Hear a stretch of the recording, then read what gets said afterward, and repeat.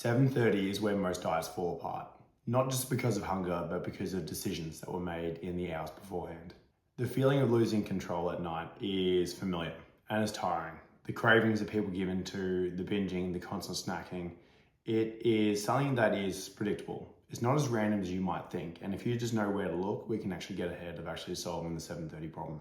Thing is with this time of day is we are most mentally fatigued at this point. All your stress, energy, all that stuff has been building because all the decisions you made across the day have been getting you more and more fatigued. You're also now in a situation where there is less stuff to distract you. Let's say you could have been hungry at 11:30 a.m., but you had work to distract you, your errands, training, whatever it is.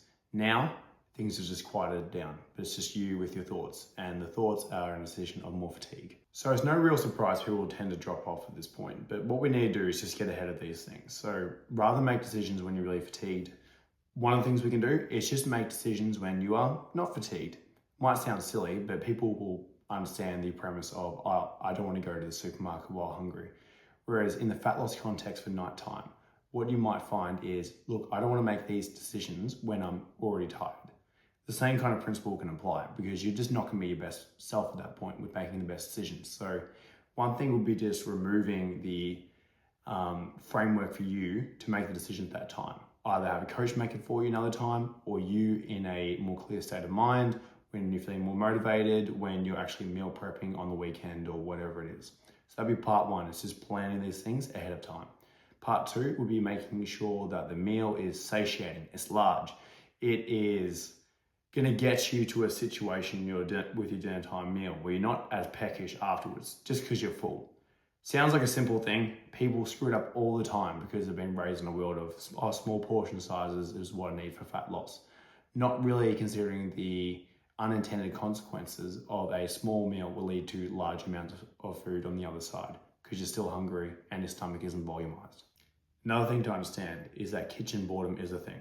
At the end of the day, it's the time you might just start pecking, and people don't tend to differentiate whether they're pecking at 50 calories, 100, 200, or 500 calories. It's not the stage of day that people plan the best, to be honest. And often it's actually a cycle for people where they are a lot more unaware that they're doing this than they think, and they don't actually tend to enjoy that same amount of food that they can be enjoying other times. The next thing, the fourth thing, is making sure you've got something to look forward to later. If you finish dinner on an unsatisfactory note, the meal was okay, wasn't that good, you'll be looking for something to give you that satisfaction. And if you don't supply it at dinner, you're gonna struggle. And on top of that, supplying dinner is one thing. I really suggest, if you are someone who struggles with this, to have something later on at night that you can look forward to.